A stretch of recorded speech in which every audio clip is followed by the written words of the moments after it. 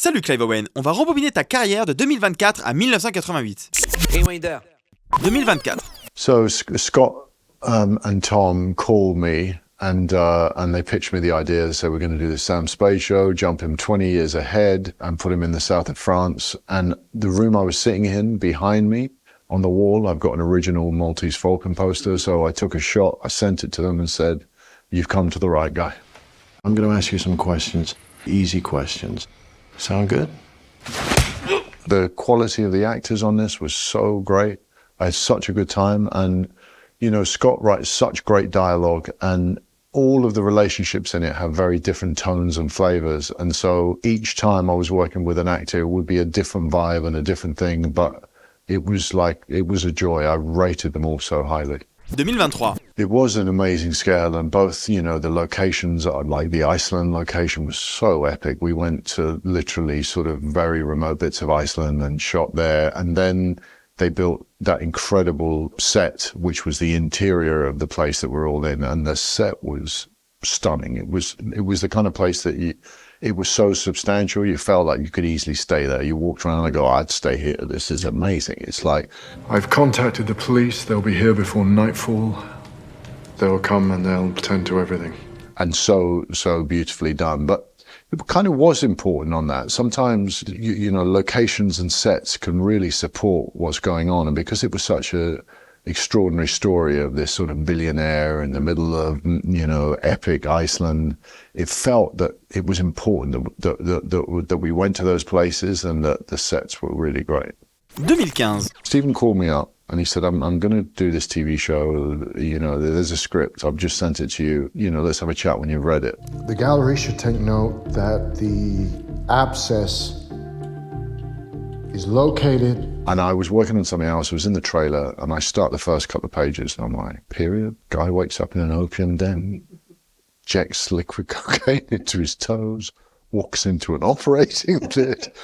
And I finished and I called him up before the lunch was over. And I said, I'm in. This is stunning. This is like nothing I've ever read. And I just had one of the best times. And I think it was stunning writing. The character was based on a real guy, William Halstead, who was a brilliant doctor at the turn of the century, who was being brilliant while consuming vast amounts of drugs. And I just thought it was one of the most exciting. And I thought he did such a brilliant job directing it. And the quality of that cast, the ensemble cast, was so high. Like, it was, I look back and I'm very proud of that show. I think it was a really, really great piece of work. 2006. I knew it was visionary. I knew he was a very special filmmaker, and I knew, you know, he set this film slightly in the future, but was really addressing some really worrying themes at the time. And they, you know, it was very present. You know, look, if you look at the film now, I think at the 10-year anniversary, the New York Times had a quote saying, "Children of Men Women is 10 years old. Why is it still the most relevant film of today?"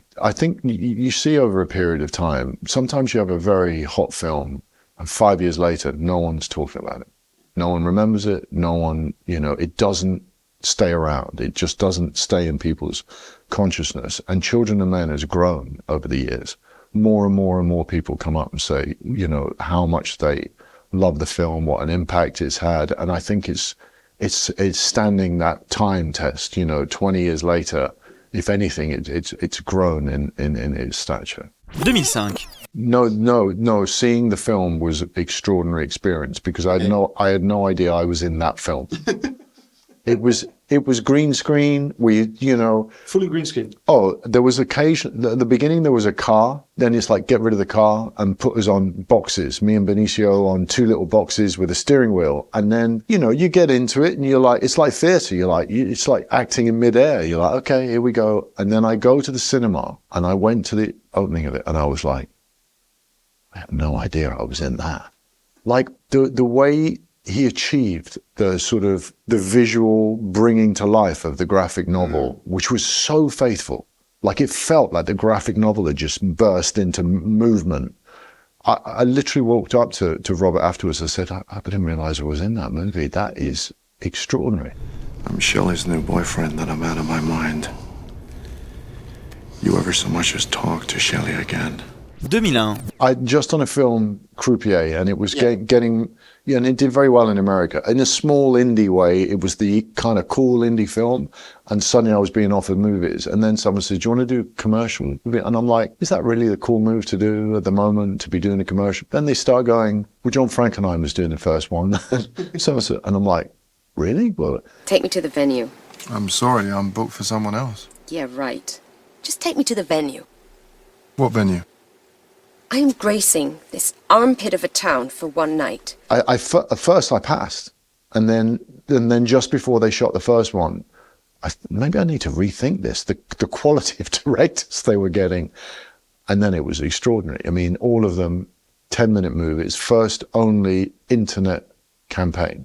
So it was the first time they spent that kind of money, but directed people to a website, not on TV. They weren't broadcast on TV. They were go to BMW Films, extraordinary array of directors, and they give them pretty free license. It's like, do your thing, come and do your thing, use our cars, but do your thing, 8-10 minute long movie. So it was, yeah, I mean, what an array of directors. 1988. Yeah, it was my first film, David Thewlis, who, you know, his first film, and it was directed by a woman called Biban Kidron. Yeah, it was totally exciting for me. Here I'm like, oh my gosh, I got a lead part in a movie. I hadn't really done a movie. And the overriding memory, which I've learned that lesson to this day. What about council?